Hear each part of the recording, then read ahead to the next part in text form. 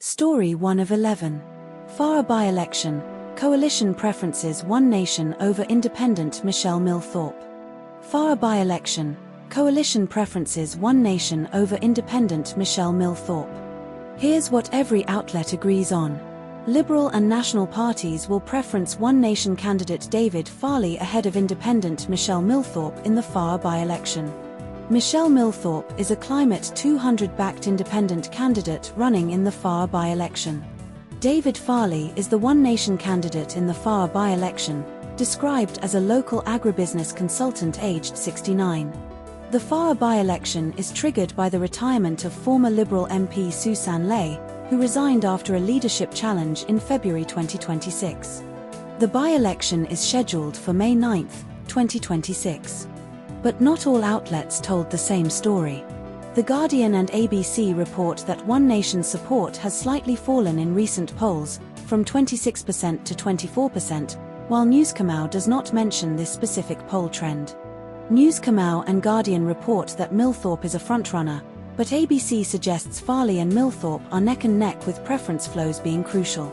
Newscomau states Milthorpe was placed 9th on the Liberals' how to vote card, while Guardian and ABC confirm this but do not specify her exact position beyond being below Farley. This story was covered by ABC News, The Guardian, and news.com.au. Story 2 of 11. Jarome Luai signs with PNG Chiefs for 2028 NRL debut. Jarome Luai signs with PNG Chiefs for 2028 NRL debut. Here's what every outlet agrees on. Jarome Luai will join PNG Chiefs for the 2028 and 2029 seasons, with an option for 2030. Luai is contracted to West's Tigers until the end of 2027 and will activate an option to stay for 2027 before joining PNG Chiefs. Luai met with Papua New Guinea Prime Minister James Marape and senior PNG Chiefs officials during a visit to PNG. PNG Prime Minister James Marape stated Luai's visit sends a message that Papua New Guinea is ready, rugby league is strong here, and our future in the NRL is bright. Alex Johnston will join PNG Chiefs on a one-year deal worth a tax-free $325,000. But not all outlets told the same story. ABC and SMH state Luai's new contract is worth over $1 million tax-free per season, but ABC Article 1 mentions a tax-free deal, reportedly worth more than $1 million a season, while SMH states a similar amount to his $1.2 million Tigers salary, implying a possible discrepancy in exact figures. ABC Article 2 states Luai has until Thursday to indicate to the Tigers if he will remain in 2027, but other articles confirm he has already activated the option to stay for 2027. ABC Article 1 and SMH state Luai's contract with PNG Chiefs is for 2028 and 2029 with an option for 2030, while ABC Article 2 implies the contract is not yet formalized. This story was covered by ABC News, The Guardian, and Sydney Morning Herald. Story 3 of 11. Brodie Dewar pleads not guilty to manslaughter in Tim Picton's death. Brodie Dewar pleads not guilty to manslaughter in Tim Picton's death. Here's what every outlet agrees on. Brodie Dewar, 20, pleaded not guilty to manslaughter in the death of Tim Picton, 36, in Stirling Gardens Magistrates Court on April 29, 2026. Tim Picton died in hospital 3 weeks after being allegedly hit by Brodie Dewar in a one-punch attack outside a Perth nightclub on December 27, 2025. Brodie Dewar was previously charged with causing grievous bodily harm, which was upgraded to manslaughter after Picton's death. A separate charge of acts or omissions causing bodily harm related to an incident in Kalamunda on Christmas Eve 2025 was dismissed on April 29, 2026. Tim Picton was a former strategist for WA Labour and most recently served as Director of Strategy at mining company Mineral Resources. But not all outlets told the same story. No contradictions found between the two sources on core factual claims. This story was covered by ABC News and news.com.au. Story 4 of 11. Royal Australasian College of Physicians leadership crisis and chaotic EGM vote. Royal Australasian College of Physicians leadership crisis and chaotic EGM vote. Here's what every outlet agrees on. Police were called to the RACP's O'Connell Street office in Sydney on the 22nd of April, 2026 at 10:30 am after Dr. Sharmila Chandran's husband reported feeling intimidated. NSW police confirmed no crime was committed and no further action was taken. The EGM on the 22nd of April, 2026 voted 2,179, 54.5%, in favour of removing Professor Jennifer Martin as president, with 1,781, 45.5%, opposed, using corp vote for the vote. The RACP board, as of the 22nd of April, 2026, consists of 4 members: Professor Jennifer Martin, Dr. Sharmila Chandran, Dr. Nicholas Buckmaster, and Dr. Janak de Zoysa. Dr. Sharmila Chandran was elected president-elect in 2024 and was due to assume the presidency in May 2026, but the vote on the 22nd of April, 2026 removed Martin as chair, making Chandran chair of the board. The RACP has held 5 extraordinary general meetings, EGMs, in the last 6 months, with 3 held on the 31st of October, 2024 alone, costing at least $640,000 in total. But not all outlets told the same story. The SMH states the board believes the vote is invalid and that Martin remains the chair, while The Guardian reports that Chandran claims she is the authorized chair and the board statement was not authorized by her. The SMH says the board statement was sent to members on Wednesday afternoon, but The Guardian does not explicitly confirm this timeline for the board statement. The SMH mentions that the board statement alleged Chandran spoke over the chair and did not stop, while The Guardian reports Chandran's claim that Martin had a conflict of interest and was not appropriate to chair the meeting. This story was covered by The Guardian and Sydney Morning Herald. Story 5 of 11. Ultramarathon swimmer Andy Donaldson sets 55 km world record in crocodile-filled Ord River. Ultramarathon swimmer Andy Donaldson sets 55 km world record in crocodile-filled Ord River. Here's what every outlet agrees on. Andy Donaldson completed a 55 km solo swim from Lake Argyle Dam to Diversion Dam in the Ord River, Western Australia. Donaldson finished the swim in 11 hours and 51 minutes, breaking Simone Biles' previous record of 16 hours and 13 minutes, set in 2024. The swim took place on April 28, 2026, starting at 5 a.m. ABC, or 5:38 a.m. Guardian, and finishing by 5:29 p.m. Guardian, or 5 p.m. ABC. Donaldson described the Ord River as the most beautiful place he has ever swum, surpassing locations like Hawaii, Greece, and Croatia. The Ord River contains approximately 5,500 freshwater crocodiles, though they are smaller and less aggressive than saltwater crocodiles. But not all outlets told the same story. The ABC states Donaldson started the swim at 5 a.m., while The Guardian says he began at 5:38 a.m. The ABC reports Donaldson finished at 5 p.m., while The Guardian says he finished at 5:29 p.m. The ABC mentions Donaldson saw crocodiles only on his coach's feet, while The Guardian states he did not see any crocodiles during the swim at all. This story was covered by ABC News and The Guardian. Story 6 of 11. NSW Supreme Court rules man not criminally responsible for killing British tourist in 2024 motel stabbing. NSW Supreme Court rules man not criminally responsible for killing British tourist in 2024 motel stabbing. Here's what every outlet agrees on. David Somersmith fatally stabbed British tourist Royce Mallet in the chest with a steak knife in a motel car park on July 8, 2024, around 6:14 p.m. The NSW Supreme Court ruled on April 28, 2026, that Somersmith was not criminally responsible for murder due to mental health impairment, treatment-resistant schizophrenia with psychotic symptoms. Somersmith was found to have a history of treatment-resistant schizophrenia, with expert evidence from Dr. Richard Forst and Dr. Kerry Eagle confirming he was experiencing psychosis at the time of the attack. Royce Mallett, 30, was a father of two and was traveling with his best friend Carl Fisher in a rented Toyota Camry when the attack occurred at the Hume Motor Inn in Albury, NSW.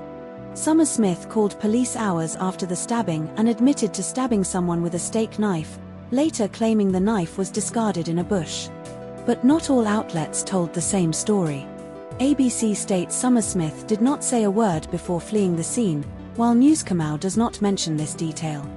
This story was covered by ABC News and news.com.au. Story 7 of 11. Potential strong El Niño event and its impacts on Australia's weather and global temperatures. Potential strong El Niño event and its impacts on Australia's weather and global temperatures. Here's what every outlet agrees on. A potential El Niño event is forecasted to develop in the tropical Pacific Ocean in the coming months, with a likelihood of emerging by July 2026. The Bureau of Meteorology, BOM, has indicated that sea surface temperatures in the Niño 3.4 region are currently near average, but subsurface temperatures are unusually warm, anomalies exceeding 6°C in some areas. El Niño events typically lead to below-average rainfall in winter and spring, above-average maximum temperatures outside the tropics, increased drought risk, and more intense heat extremes in southern Australia. The World Meteorological Organization, WMO, has noted an increasing chance of an El Niño developing in the Pacific, which historically increases the chances of hotter and drier conditions for Australia's east. The Bureau of Meteorology forecasts below-average rainfall for May to July 2026 in much of eastern Australia, including Queensland and New South Wales. But not all outlets told the same story. Newscomau states that the El Niño Southern Oscillation, ENSO, is currently classified as neutral, while The Guardian does not explicitly mention the current ENSO status but focuses on the potential development of El Niño. Newscomau suggests that some models predict a super El Niño event, while The Guardian cautions that forecasts at this time of year are less reliable and warns against overemphasizing the term super El Niño. Newscomau cites a 94% probability of El Niño persisting through the end of 2026 from Columbia University, while The Guardian does not provide a specific probability figure for persistence. This story was covered by The Guardian and news.com.au. Story 8 of 11. FIFA allows Afghan women's refugee team to compete internationally despite Taliban ban. FIFA allows Afghan women's refugee team to compete internationally despite Taliban ban. Here's what every outlet agrees on. FIFA approved Afghan Women United to compete as Afghanistan's official national team without Taliban approval. The Afghan women's team was banned from official competition after the Taliban took power in 2021. Afghan Women United was formed after the Taliban's 2021 takeover, with most players now living abroad, Australia, Middle East, Europe. The team will return to action in June 2026, though opponents and venues are not yet confirmed. The team is ineligible for the 2027 Women's World Cup in Brazil but may compete in 2028 Olympic qualifiers. But not all outlets told the same story.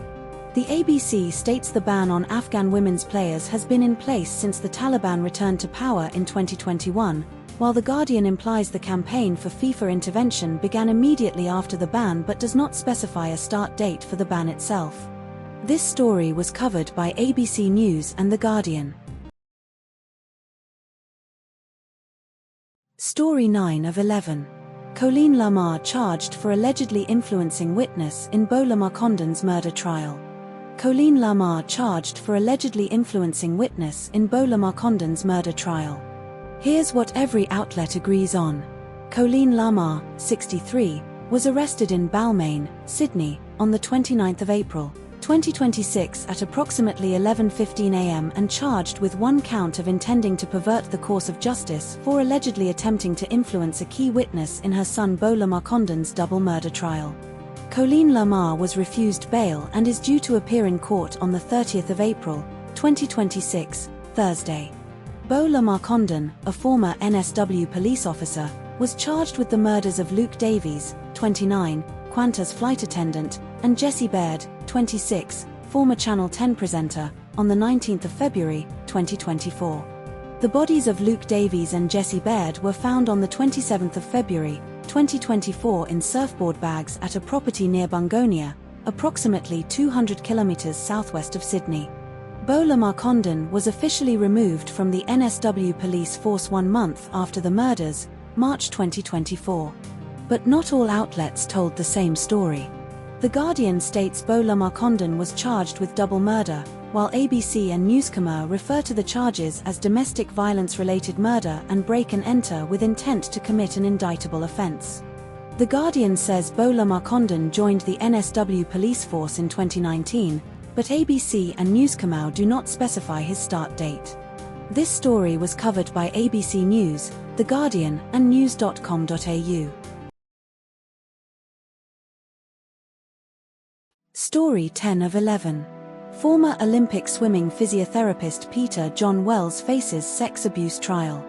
Former Olympic swimming physiotherapist Peter John Wells faces sex abuse trial. Here's what every outlet agrees on. Peter John Wells, 55, pleaded not guilty to 6 charges in Brisbane Magistrates Court on the 29th of April, 2026, including 1 count of sexual assault and 5 counts of maintaining an unlawful relationship with a child under 16. Wells is accused of sexually abusing an Olympic athlete and maintaining unlawful relationships with elite swimmers during their childhood, with allegations spanning 2002 to 2011. Wells worked as a physiotherapist for Swimming Australia at the Beijing, London, and Tokyo Olympic Games, and was lead physiotherapist at the Rio 2016 Olympics. 2 of the alleged victims are former Olympic medalists. Wells was previously charged with 3 additional sexual assault charges involving 2 alleged victims, including another Olympian, but those charges were dropped by the prosecution. But not all outlets told the same story. Newscomer states Wells faced 6 charges in total, while ABC mentions he was initially charged with more than a dozen but had several discontinued or replaced. This story was covered by ABC News and news.com.au.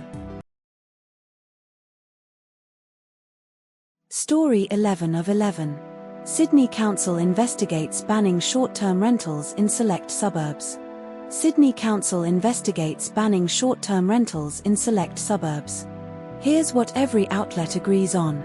City of Sydney Council passed a motion on April 29, 2026, to investigate banning short-term rentals in specific suburbs when long-term rental vacancy rates fall below 3%. The proposed ban would target suburbs including Millers Point, The Rocks, Darlinghurst, Wooloomoomaaloo, Ultimo, Haymarket, King's Cross, Surrey Hills, Potts Point, Chippendale, and Permont.